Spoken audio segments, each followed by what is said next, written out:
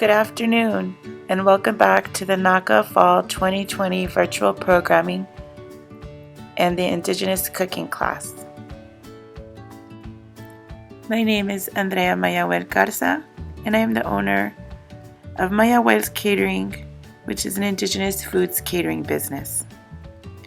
This is class number 4, and our theme for today is food justice.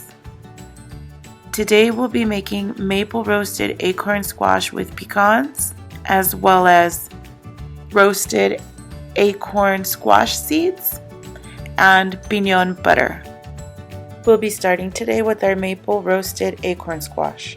The ingredients we will be needing are 1 acorn squash, 1 tablespoon of maple syrup, 1 tablespoon of Pinon butter, cinnamon powder, crushed pecans, sea salt, and black peppercorn.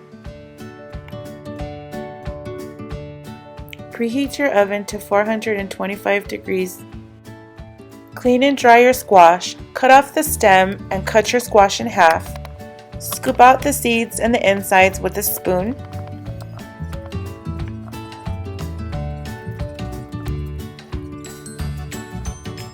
Set your seeds aside, and we'll be using those in a little bit to make our roasted acorn squash seeds. Next, we will melt our Pinon butter, which I will be showing you how to make in a little bit. If you're not able to make your own Pinon butter, you can use unsalted butter.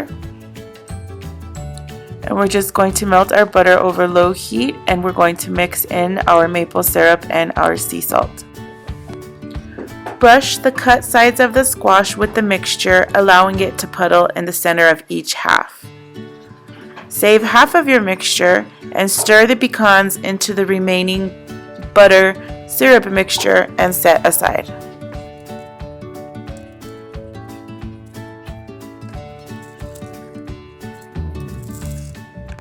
Next, we're going to grind just a little bit of black peppercorn over our squash. Our squash is now ready for the oven. We're going to bake it at 425 degrees for 45 minutes.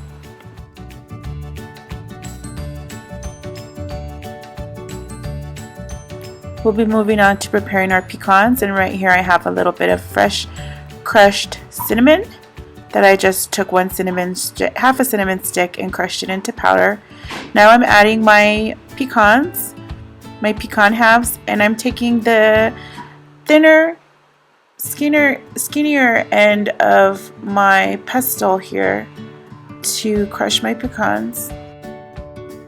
And I'm going to pour this crushed pecans with cinnamon powder straight into my mixture of melted Pinon butter and maple syrup.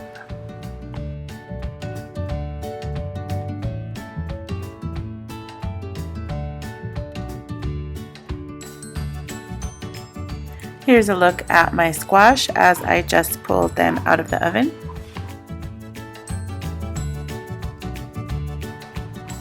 Next, I'm going to take my pecans, and I'm going to fill each half of an acorn squash with my pecan mixture and put back into the oven for another 10 minutes.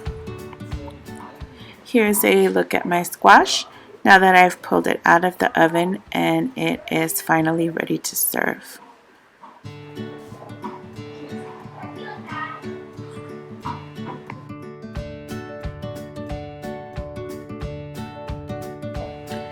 You can see here that the juice in the middle of the inside of my squash is still bubbling.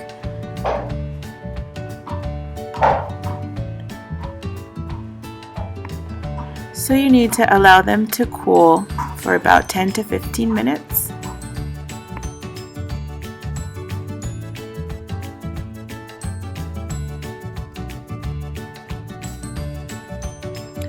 Next, I'm going to cut my halves in half and serve warm.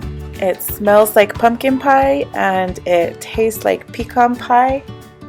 It's an easy, simple, delicious, and inexpensive seasonal recipe that I hope you all are able to try out at home.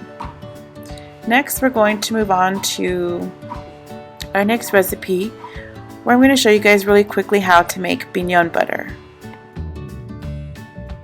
This is also really easy to make.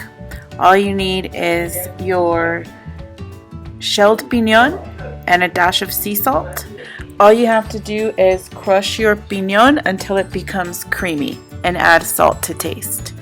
You can do this using a molcajete or a pestle and mortar or a food processor, as I'm showing here. You can also get creative and add spices or fresh herbs. Since we were doing a sweet recipe today, we didn't add any kind of extra spices or fresh herbs.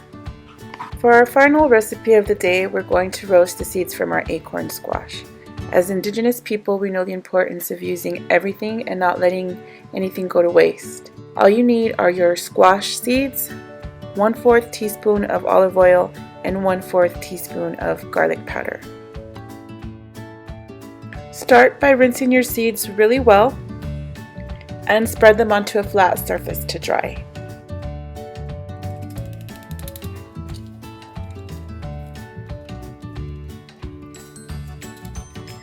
Preheat your oven to 325 degrees. Drizzle with olive oil and sprinkle with garlic salt. Stir the seeds with a spoon until all of the seeds are coated with your oil and your garlic powder. Transfer your seeds to a baking sheet and bake at 325 degrees for 10 to 15 minutes or until your seeds are golden brown. Remove from the oven and allow the seeds to cool.